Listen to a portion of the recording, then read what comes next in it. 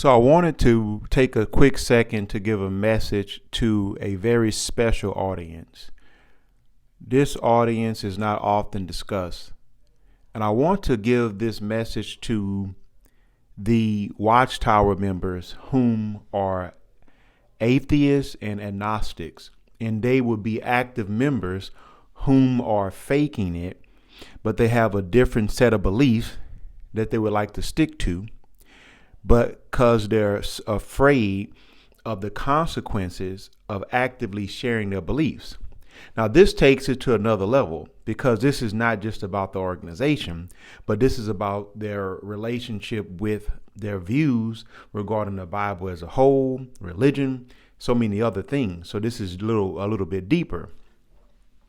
But I want you all to know that you're cared for and that I love you, and that it's not just for you, but this message is for everybody whom has went through feeling that way, going in and out of feeling agnostic, atheist, going back to believing or whatever.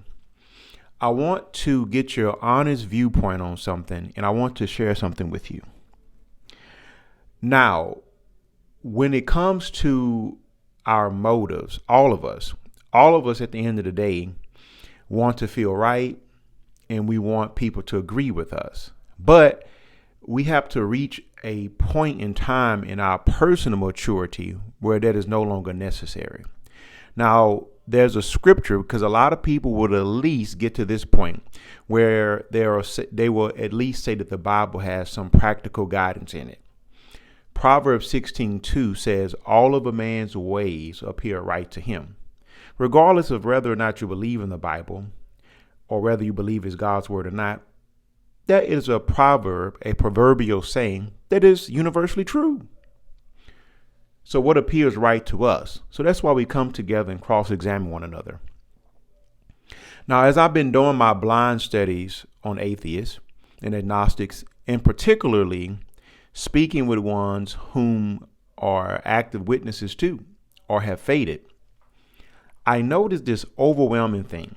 And here is something that I want you to think about, and people whom are engaging with them.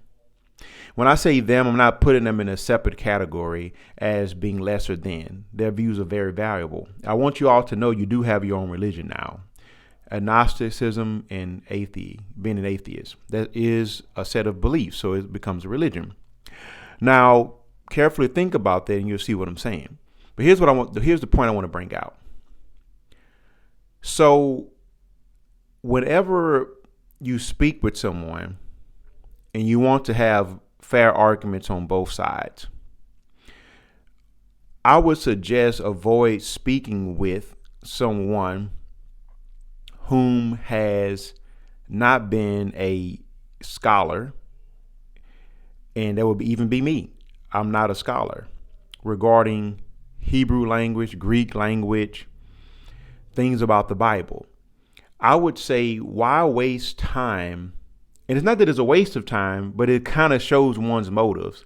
If you know, as an example, that there are a billion people and you only decide to go talk to the 1 percentile, the 98 percentile rather, that doesn't know much about the subject, you are inherently not setting yourself up to be cross-examined properly.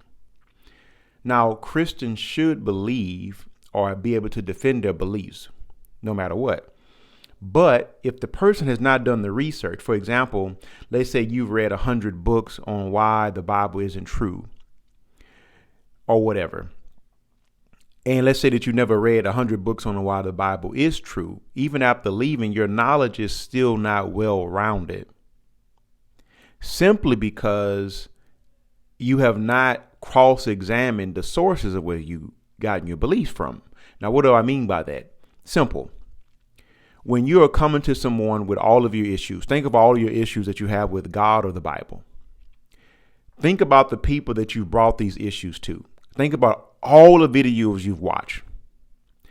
Let's say you watch 50 videos on why Noah's Ark is a bunch of nonsense. Have you watched 50 videos on the opposing argument, but not just any videos, legitimate videos where people are putting together a legitimate rebuttal for each issue you have. So I would say this: I refuse to engage with atheists or agnostics when they bring something to my attention. In particular, Watchtower members. If you say, hey, here's 10 videos I want you to watch. And then my next response would be, yes, I will happily watch those 10 videos. And here's 10 videos for you to watch. The minute that person says, I don't want to watch that, I'm coming to you for the answers. Wait, no. These videos answer your question. There's nothing else to talk about. And also, here's 10 books that answers that question. How many books have you read on the subject, the opposing argument, not just what is favoring what you're saying? Because this exposes an inherent bias. So why are we going to even attempt to discuss things where either you haven't thoroughly looked at this or I haven't? So as an example, you would need to look at the opposing argument thoroughly, not just because you asked somebody a question, they didn't answer it. Some people just don't want to be bothered with it. That don't mean they don't have an answer. Or sometimes that is the answer. There is no answer. But why waste time? Why would I waste my time going to talk to a 10-year-old when I know that I have scholars out here that have done all this research? I should go straight to them, look at their books. And that's what some atheists and some agnostics are doing. They're not going to, and again, I don't think nobody's a true expert, but they're not going to people who have done thorough research that have spent their whole lives on this. So sometimes people are simply walking away feeling like they're winning the argument only because they're not talking to people that actually know the subject well. So that is the new approach that I recommend for everybody on both sides. Hey, you got 10 videos. Look at the other person's 10 videos. And don't skim through. Actually look at it. Here, read these books. And until we do that, just say there's nothing really to discuss because everything that you just asked me is answered in the book. So if you're truly interested, just watch the videos and read these books. And then let's come back and talk about it.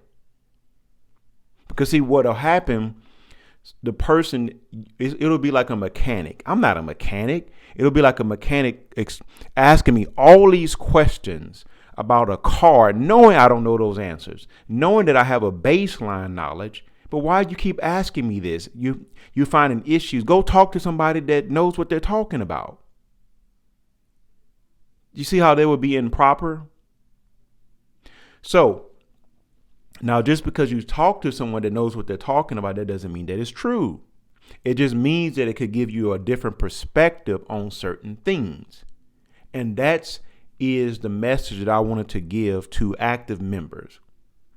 When you wake up to certain things, try your best to at least acknowledge what I'm saying, because I've seen this overwhelmingly. Every last person I've talked to, every time I recommend books or videos, and maybe not everyone, but the 98% of them, they say, I don't want to watch that. But then you want me to watch and look at all this stuff. Look at the opposing side. Be fair. If you watch 100 videos on why God doesn't exist, watch 100 reputable videos on why he does from people that know what they're talking about. That's truly being honest. And likewise, for somebody that believes in God, watch 100 videos of why God doesn't exist from the opposing argument. Because if what you have is true, it's going to stand up under scrutiny. You don't have to hide the truth. Now, we talk about this concept of the mind being poisoned. Look, if you're filled with truth and you know how to defend it, no lie can poison truth. Truth is pure. So you can get rid of that garbage. Now, the whole point is when people are asking empty questions where they're not seeking truth. That's why Jesus knew when to be silent. Some people just kept asking questions that are irrelevant, that you can't provide a conclusive answer to because the question is flawed in itself. It's like somebody saying, if you can't tell me how God has always existed and explain that to me, then I don't want to believe. When a person can't even explain to you how long the universe has particularly been here. That's just an estimate. And there's so much other stuff that they can't explain, but they don't stop them. So sometimes people ask questions that can't be answered with full objectivity. Nobody can explain how God has always been here. That's what would make him God. If I can explain how God has already been here, then I'm worshiping the wrong God. So I say that to you, be fair and honest with your thoughts. And also, I think this video can help people who are engaging with them. When they ask you all these questions, you stop and you just listen to them and make a note, okay, and you repeat it back to them. So you have these 10 issues. Okay. Can you send me the evidence for why you have these issues? And they'll say, gladly. Then you stop. You go find reputable books and videos and send that to them and say, hey, here are the videos and the books that will answer these questions for you. There's no need for me to discuss this with you because it's in the books. Now, when they say, hey, well, I don't have time, can you summarize it for me? Well, no. Go read these books. Just like you took time to watch those other videos, take time to look at this. Just like you read those other books, take time to read these. And when a person is unable to do that, they will expose their motives. And at that point, you will know that either you're wasting your time or how to move forward. Because you put it back on them because there's information they haven't looked at. And when a person doesn't do that, they're inherently being biased. Now, there may be some people who listen to this message. I want you to understand something. In order to help people, you have to understand how they believe and why they believe. You also have to have a lot of psychology to this process as well, because the devil is so crafty. He has his hand in everything. So some people are genuinely seeking and some people are not. So take care and look out for some other videos, because I want to say this as well. Now, I have decided that I'm going to do weekly short-minute videos where I simply pray for Watchtower members and other people whom are in similar groups all over the world, because I believe that what we need to do is get away so much from trying to debate things. That's important. But also, we need to come together. And as I offer my short videos that's covering prayer, because Jesus said there's a certain type of spirit that can only come out through prayer. So I believe that, and that's the spirit of delusion and deception.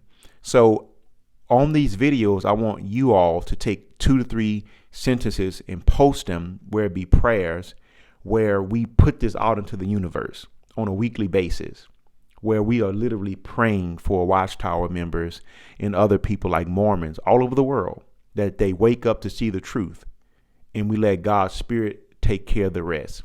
And this is going to be a new angle.